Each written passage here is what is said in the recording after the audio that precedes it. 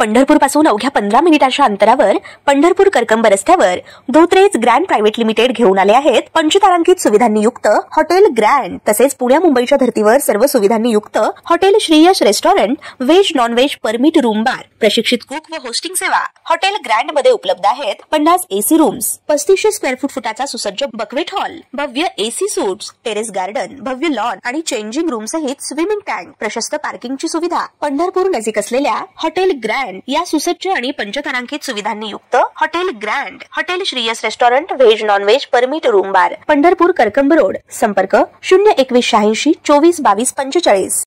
ताज्या घडामोडी पाहण्यासाठी आमच्या YouTube चॅनलवरील PVR म्हणजेच पंढरी वार्ता या न्यूजला सबस्क्राइब करा आणि शेजारील बेल आयकॉनवर क्लिक करा।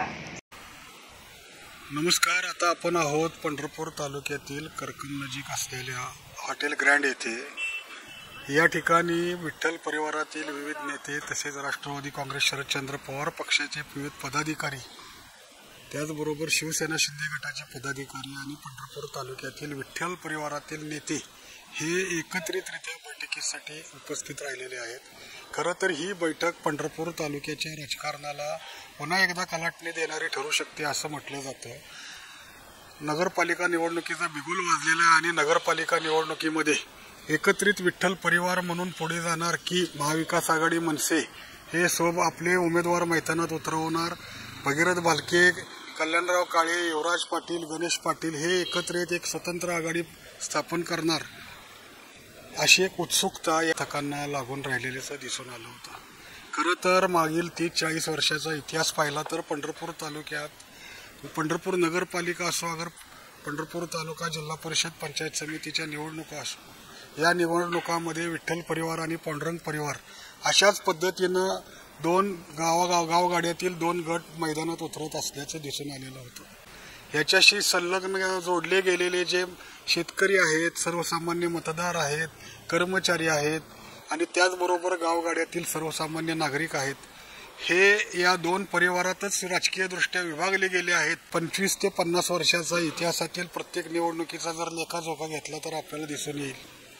खरं तर पंढरपूर तालुक्यामध्ये, शहरामध्ये पक्ष ही गौण बाब असल्याचंच म्हटलं जात आलेलं आहे आणि त्याला कारणही तसंच आहे। कारण या पंढरपूर शहर तालुक्यामध्ये पक्ष तितकासा महत्त्वाचा ठरला नाही असं म्हटलं तरी वावगं ठरणार नाही।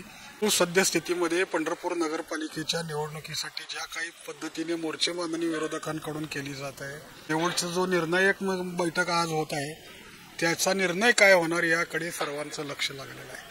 खरं तर पंढरपूर नगरपालिका निवडणूक ही पारंपरिक परिचारक विरोधकांनी एकत्र येत लढवावी अशी एक मागणी त्यांच्या समर्थकांकडून करताना दिसून आलेली आहे।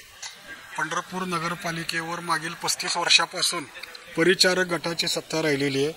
2011 मध्ये पंढरपूर नगरपालिकेत सत्तांतर करण्यात स्वर्गीय आमदार भारतनाना भालके हे कल्याणराव काळे, युवराज पाटील आणि भीमा परिवाराचे नेते धनंजय महाडिक यांना सोबत घेत यशस्वी ठरले होते। परंतु पंढरपूर नगरपालिकेत झालेले ते सत्तांतर अल्पकालीन ठरल्याचंच दिसून आलं होतं। पुढे 2.5 वर्षांनी पंढरपूर नगरपालिकेत बंड झालं। तीर्थक्षेत्र विकास आघाडीतील 3 नगरसेवकांनी विरोधी गटाशी हातमिळवणी केली आणि पंढरपूर नगरपालिकेतील तीर्थक्षेत्र विकास आघाडीची सत्ता पाय उतार झाली। खरे तर 2016 मध्ये पुन्हा तितक्याच ताकदीने तीर्थक्षेत्र विकास आघाडी मैदानात उतरलेली होती, परंतु पांडुरंग परिवारात असलेली एकजूट, परिचारक गटातील निष्ठावंतांचं असलेलं मजबूत पाठबळ आणि त्याच वेळेला विरोधकांमध्ये झालेली दुफळी याचा फायदा परिचारक गटाला निश्चितपणे झाल्याचं आज देखील म्हटलं जात आहे। आणि त्या दुफळीमागची कारणे तसेच आहेत। निवडणुकीच्या शेवटच्या घटकेपर्यंत, उमेदवारी अर्ज दाखल करण्याच्या शेवटच्या घटकेपर्यंत तीर्थक्षेत्र विकास आघाडीमध्ये विसंवाद असल्याचं अनेक ठिकाणी दिसून आलेलं होतं।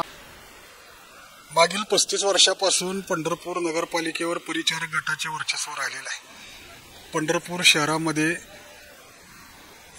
पारंपरिक परिचारक विरोधक म्हणून प्रत्येक प्रभागात एक कार्यकर्ता वर्ग आक्रमकपणे भूमिका पार पाडत आलेला आहे। नगरपालिका निवडणूक असो अथवा विधानसभा निवडणूक, प्रत्येक निवडणुकीत तितक्याच ताकदीने हा कार्यकर्ता आपल्या नेत्याच्या पाठीशी राहिल्याचं दिसून आलेलं आहे।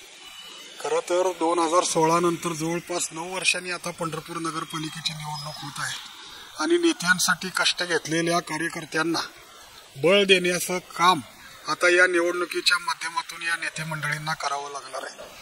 पंढरपूर नगरपालिका निवडणुकीसाठी 10 नोव्हेंबरपासून उमेदवारी अर्ज भरण्यास सुरुवात होत असताना पंढरपुरातील पारंपरिक परिचारक विरोधी गटात एकमत होणार का? विठ्ठल परिवारातील 2 विरोधी गट एकत्र येणार का? आणि विरोधकांची एकीची मोड बांधून एकास एक उमेदवार दिला जाणार का? याची उत्सुकता विठ्ठल परिवार आणि त्याचबरोबर पारंपरिक परिचारक विरोधक म्हणून शहरात नगरपालिकेची तयारी करत आलेल्या प्रत्येक प्रभागातील कार्यकर्त्यांना लागून राहिलेली. आज या ठिकाणी ग्रँड हॉटेलमध्येच मागील सप्ताहामध्ये एक महत्त्वपूर्ण बैठक पार पडली होती आणि त्या बैठकीवेळी या ठिकाणी उपस्थित असलेल्या अनेक कार्यकर्त्यांनी आता आमच्यासाठी नेत्यांनी पाठबळ देण्याची वेळ आलेली आहे. तुम्ही नेते मंडळी एकत्र नाही आला तर निश्चितपणे याचे वेगळे परिणाम भोगावे लागतील. पुढील निवडणुकांना आम्ही तुमच्यासोबत नसो असा इशाराही देण्यात आल्याचं दिसून आलं होतं आणि त्याचीच परिणिती म्हणून की काय आणि एकाच एक उमेदवार दिल्याशिवाय पंढरपुरावर वर्चस्व असलेल्या परिचारकांना आपण नगरपालिकेतून सत्तेतून पाय उतार करू शकत नाही याची निश्चितपणे खात्री पटल्यानेच आज पंढरपूरच्या सर्व विरोधकांच्या मनातल्या भावना लक्षात घेत या पंढरपूर नजीकच्या हॉटेल ग्रँड येथे विठ्ठल परिवारातील नेते, विठ्ठल सहकारी साखर कारखान्याचे चेअरमन माढ्याचे आमदार अभिजित पाटील, त्याचबरोबर युवक नेते भगीरथ भालके, त्याचबरोबर सहकार शिरोमणी साखर कारखान्याचे चेअरमन कल्याणराव काळे, मनसे नेते दिलीप बापू धोत्रे, युवक नेते भोस्याचे माजी सरपंच गणेश पाटील, त्याचबरोबर शिवसेना शिंदे गटाचे सोलापूर जिल्ह्यातील एक जॉईंट किलर ठरत आलेले महेश साठे हे उपस्थित राहिल्याचं दिसून येत आहे. याचबरोबर शरदचंद्र पवार पक्षाचे नेते अनिल सावंत, शरदचंद्र पवार पक्षाचे जिल्हाध्यक्ष वसंतनाना देशमुख हेही या बैठकीस उपस्थित असल्याचं दिसून येत आहे. आजच्या होणाऱ्या या बैठकीमध्ये नक्की काय तोडगा निघतो, हे सर्व नेते एकत्र येणार का याची खूप मोठी उत्सुकता पंढरपूर शहरातील तरुणांना लागली आहे. कारण विरोधी आघाडीकडून इच्छुक असलेल्या तरुणांचा खूप मोठा भरणा आहे आणि या तरुणांना निश्चितपणे संधी देण्याबरोबरच एकास एक उमेदवार देऊन निवडणुकीत बळ देण्याचं काम आता या ठिकाणी होणार का याची खूप मोठी उत्सुकता त्या तरुणाईस देखील लागून राहिलेली आहे. पंढरपूर नगरपालिकेच्या कारभाराच्या विरोधात सातत्याने आक्रमकपणे अनेक आंदोलने केलेले, आवाज उठवलेले, पंढरपूर शहरास कोट्यवधी रुपयांचा निधी येऊनही पंढरपूर शहराची बकाल अवस्था, पंढरपूर शहराची दयनीय अवस्था आणि पंढरपूर शहरात छोट्या छोट्या नित्याच्या प्रश्नासाठी देखील सामान्य नागरिकांना करावा लागणारा संघर्ष, नगरपालिका प्रशासनाकडून केले जाणारे दुर्लक्ष, या सर्वांच्या विरोधात आक्रमक भूमिका निभावत आलेल्या कार्यकर्त्यांना जवळपास 9 वर्षाच्या प्रतीक्षेनंतर मैदानात उतरण्याची संधी मिळणार आहे आणि अशा वेळेला या नेत्यांची भूमिका ही तितकीच महत्त्वाची ठरणार आहे. आपण या बैठकीच्या ठिकाणी आलेलो आहोत. विठ्ठल परिवारातील विठ्ठल सहकारी साखर कारखान्याचे चेअरमन अभिजित पाटील यांनी विठ्ठल सूतगिरणीच्या कार्यक्रमात बोलतानाच मी केव्हाही टाळी देण्यासाठी माझा हात पुढे आहे असे एक आवाहन विठ्ठल परिवारातील नेत्यांना केले होते.